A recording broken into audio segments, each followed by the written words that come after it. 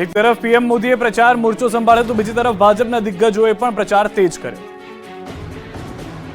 લોકસભાની ચૂંટણીને લઈને પ્રચારનો ધમધમાટ જામ્યો છે. ત્યારે રાજકોટના ઉપલેટામાં પોરબંદર ભાજપના ઉમેદવાર મનસુખ માંડવિયાનો ભવ્ય રોડ શો યોજાયો, જેમાં 50 જેટલી વિવિધ ગાડીઓનો વિશાળ કાફલો આકર્ષણનું કેન્દ્ર બન્યો.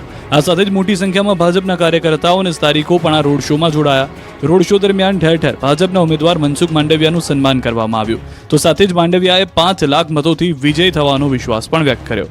આ તરફ છોટાઉદેપુર લોકસભા બેઠકમાં સમાવિષ્ટ પંચમહાલ જિલ્લાના ઘોઘંબા, હાલોલ અને જાંબુઘોડા વિસ્તારમાં ભાજપના ઉમેદવારે પ્રચાર વેગવંતો બનાવ્યો. ઘોઘંબા ખાતે ભાજપના ઉમેદવાર જશુભાઈ રાઠવા દ્વારા ચૂંટણી સભા યોજાઈ હતી. ધારાસભ્ય જયદ્રથસિંહ પરમાર, નારાયણ રાઠવા હાજર રહ્યા હતા. પ્રચાર સભાને સંબોધતા પૂર્વ સાંસદ અને કોંગ્રેસમાંથી ભાજપમાં જોડાયેલા નારાયણ રાઠવાએ હળવા મૂડમાં કહ્યું કે હવે અમે સાથે આવી ગયા છીએ. આ પ્રસંગે લોકસભાના ઉમેદવાર જશુભાઈ રાઠવાએ 5 લાખની જંગી લીડથી જીતવાનો વિશ્વાસ વ્યક્ત કર્યો હતો. આ તરફ કોંગ્રેસે પણ પ્રચાર પૂરજોશમાં કર્યો. ખેડા અરવલ્લીમાં કોંગ્રેસે શક્તિ પ્રદર્શન કર્યું. કોંગ્રેસની કાર રેલીમાં સૌથી વધુ ગાડીનો કાફલો. ખેડા કોંગ્રેસ દ્વારા ભવ્ય રેલીનું આયોજન કરાયું. ખેડા લોકસભામાં કોંગ્રેસના ઉમેદવાર કાળુસિંહ ડાભીના સમર્થનમાં નડિયાદમાં ભવ્ય કાર રેલી યોજાઈ. શહેર કોંગ્રેસ દ્વારા આયોજિત કરાયેલા ભવ્ય કાર રેલીમાં સૌથી વધુ કાર જોડાઈ હતી. જિલ્લા કોંગ્રેસ સમિતિ દ્વારા નડિયાદથી યોજાયેલ રેલી નડિયાદ શહેર સહિત નડિયાદ તાલુકાના ગામડાઓમાં પણ ફરી હતી. આ રેલીમાં શહેર કોંગ્રેસ પ્રમુખ હાર્દિક ભટ્ટ સહિત મોટી સંખ્યામાં કાર્યકર્તાઓ જોડાયા હતા. એક સામટી 100 ગાડીઓની રેલીનો એક વિડીયો સામે આવ્યો છે. આ તરફ અરવલ્લીમાં કોંગ્રેસની જાહેર સભા યોજાઈ. સાબરકાંઠા બેઠક જીતવા કોંગ્રેસે એડી ચૂંટીનું જોર લગાવ્યું. માલપુરના મોરડુંગરી ખાતે તુષાર ચૌધરીના સમર્થનમાં યોજાયેલી સભામાં મોટી સંખ્યામાં કોંગ્રેસ કાર્યકરો ઉપસ્થિત રહ્યા. સભામાં કોંગ્રેસ પ્રદેશ પ્રમુખ શક્તિસિંહ ગોહિલ, પૂર્વ રાજ્યસભા સાંસદ મધુસૂદન મિસ્ત્રી પણ હાજર રહ્યા. આ તરફ બોટાદમાં આપના ઉમેદવાર માટે કેજરીવાલના પત્ની સુનીતા કેજરીવાલે રોડ શો કર્યો. લોકસભાની ચૂંટણી સમયે જેલની હવા ખાતા કેજરીવાલની પત્ની સુનીતા કેજરીવાલે પ્રચારની કમાન સંભાળી લીધી છે. ગુજરાત પ્રવાસે આવેલા સુનીતા કેજરીવાલે બોટાદ ભાવનગર બેઠકના ઉમેદવાર ઉમેશ મકવાણા માટે રોડ શો કર્યો.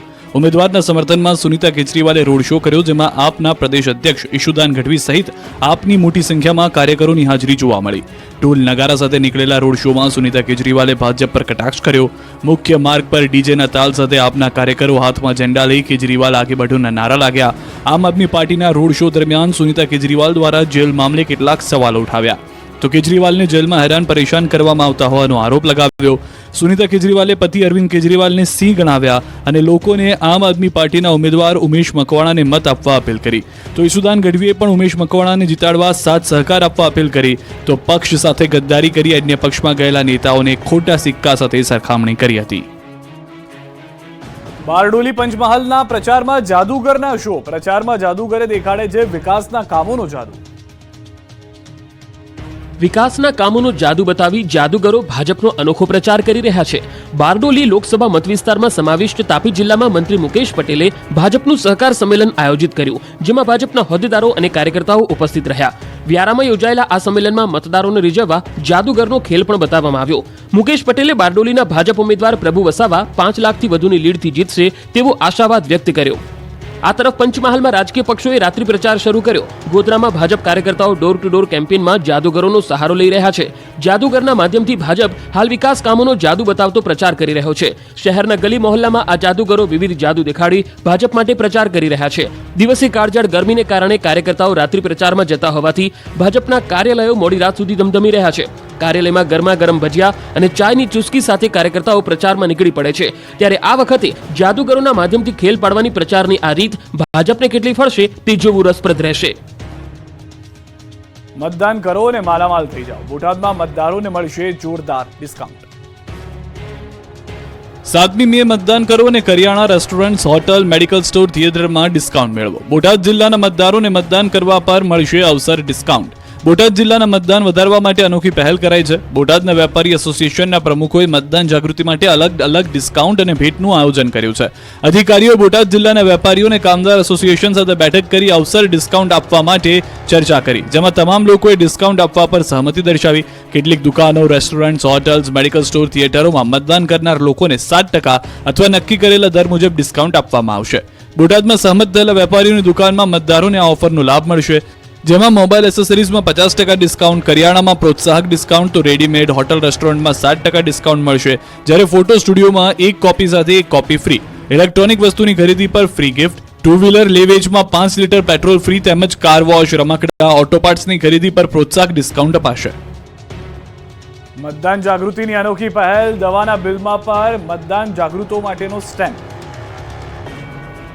લોકસભા ચૂંટણીમાં મતદારો વધુમાં વધુ મતદાન કરે તે માટે ચૂંટણી પંચ વિવિધ જાગૃતિ અભિયાન ચલાવે છે. ચૂંટણી અધિકારીઓની અપીલ બાદ કેટલાક જિલ્લાઓમાં વેપારીઓએ મતદાન કરનારને સ્પેશિયલ ડિસ્કાઉન્ટ આપવાની જાહેરાત કરી છે, તો ક્યાંક વાહન ડીલર, તબીબો ડિસ્કાઉન્ટની જાહેરાત સાથે લોકોને મતદાન કરવા પ્રેરી રહ્યા છે.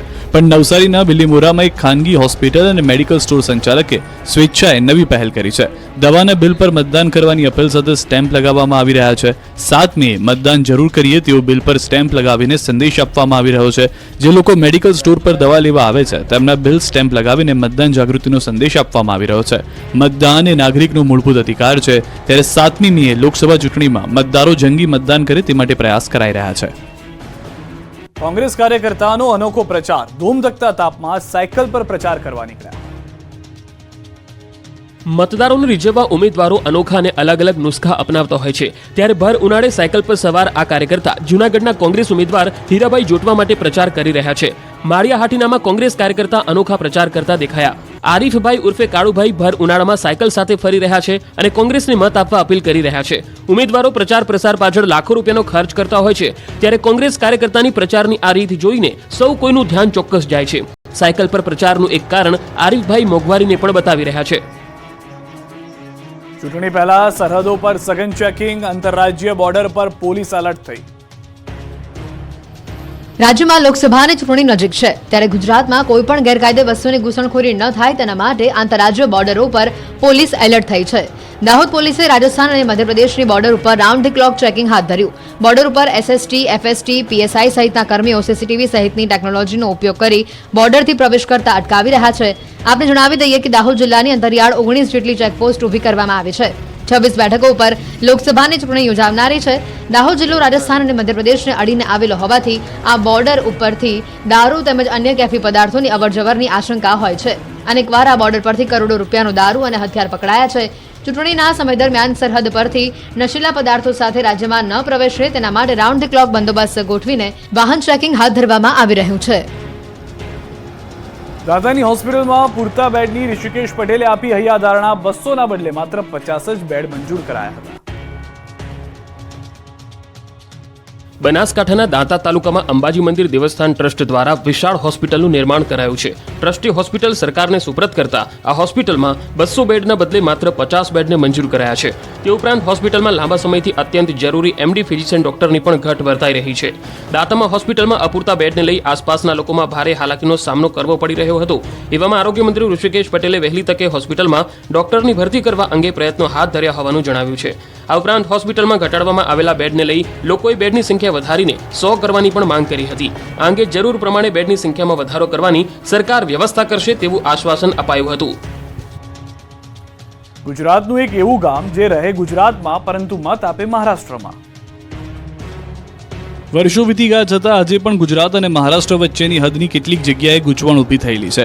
એવું જ એક ગામ છે રાજ્યના છેવાડે આવેલ વલસાડના ઉમરગામનું ગોવાડા ગામ. આ ગામના એક જ ફળિયામાં સાથે રહેતા લોકોનું મતદાન અલગ અલગ રાજ્યમાં આવે છે. આ ચૂંટણીમાં પણ કેટલાક લોકો ગુજરાતમાં વલસાડ બેઠક માટે મતદાન કરશે, તો કેટલાક લોકો મહારાષ્ટ્રના પાલઘર લોકસભા બેઠક માટે મતદાન કરશે. ગુજરાતમાં આગામી 7મી તારીખે લોકસભાની ચૂંટણી માટેનું મતદાન યોજાઈ રહ્યું છે. ગુજરાતની તમામ 26 બેઠક પર આવેલા ગુજરાતના મતદારો 7મી તારીખે મતદાન કરશે, પરંતુ રાજ્યના છેવાડે આવેલું વલસાડ જિલ્લાનું મહારાષ્ટ્રની હદ પર આવેલું ગોવાડા એક એવું ગામ છે કે જ્યાં આ ગામના નવીનગરી વિસ્તારમાં રહેતા એક જ શેરીના લોકો મતદાન વખતે વહેંચાઈ જાય છે. કેટલાક લોકો ગુજરાતની વલસાડ લોકસભા બેઠક વખતે 7મી તારીખે મતદાન કરશે, તેમાંના જ કેટલાક પાડોશીઓ ચૂંટણીના ચોથા તબક્કામાં મહારાષ્ટ્રની પાલઘર લોકસભા બેઠક માટે મતદાન કરશે. આમ એક જ ફળિયામાં રહેતા બે પાડોશીઓ માટે મતદાન વખતે ન માત્ર લોકસભાની બેઠક પરંતુ આખું રાજ્ય જ બદલાઈ જાય છે. આ ગામમાં પ્રાથમિક સુવિધાઓ ગુજરાતની મળે છે, પરંતુ અહીં હજુ પણ કેટલાક એવા પરિવારો છે જેમનું મતદાન મહારાષ્ટ્રમાં છે. અમદાવાદમાં અનોખા દ્રશ્યો સર્જાયા. લોકસભાની ચૂંટણીને લાગ્યો મહેંદીનો રંગ. રાજ્યમાં લોકસભાની ચૂંટણીનો માહોલ બરાબરનો જામ્યો છે. ખાસ કરીને મહિલાઓમાં ચૂંટણીને લઈને અનેરો ઉત્સાહ જોવા મળી રહ્યો છે. આ વખતે મહિલાઓ અનોખા અંદાજમાં લોકશાહીના પર્વની ઉજવણી કરતી દેખાઈ. જાણે કે ચૂંટણીને પણ મહેંદીનો રંગ લાગ્યો હોય એવા દ્રશ્યો જોવા મળ્યા. ગુજરાતમાં મહિલાઓએ હાથમાં મહેંદી કરીને લોકશાહીના મહાપર્વની ઉજવણી કરી. અમદાવાદના વેજલપુરમાં મહિલાઓએ હાથમાં કમળ લખીને મહેંદી દ્વારા મોદીને સમર્થન કર્યું. મહિલાઓએ હાથની મહેંદીમાં જય શ્રી રામ, અબકી બાર મોદી સરકાર, અબકી બાર 400 પારના સૂત્ર લખી મોદીને સમર્થન કરી રહી છે. ઉપરાંત ચૂંટણીમાં મતદાન કરવા લોકોને આહવાન કર્યું છે. મોટી સંખ્યામાં મહિલાઓએ મોદીના સમર્થનમાં હાથમાં મહેંદી લગાવી. આ ઉપરાંત ચૂંટણીમાં વધુ મતદાન થાય તે માટે જાગૃતિ સંદેશ પણ આપ્યો. મહિલાઓનું કહેવું છે કે મોદી સરકારની કામગીરીથી પ્રભાવિત થઈને હાથમાં મહેંદી લગાવી છે. મહિલા માટે જે નિર્ણયો મોદી સરકારમાં લેવાયા એનાથી પ્રેરિત થઈને મહેંદી લગાવીને સમર્થન કર્યું છે. ગુજરાતમાં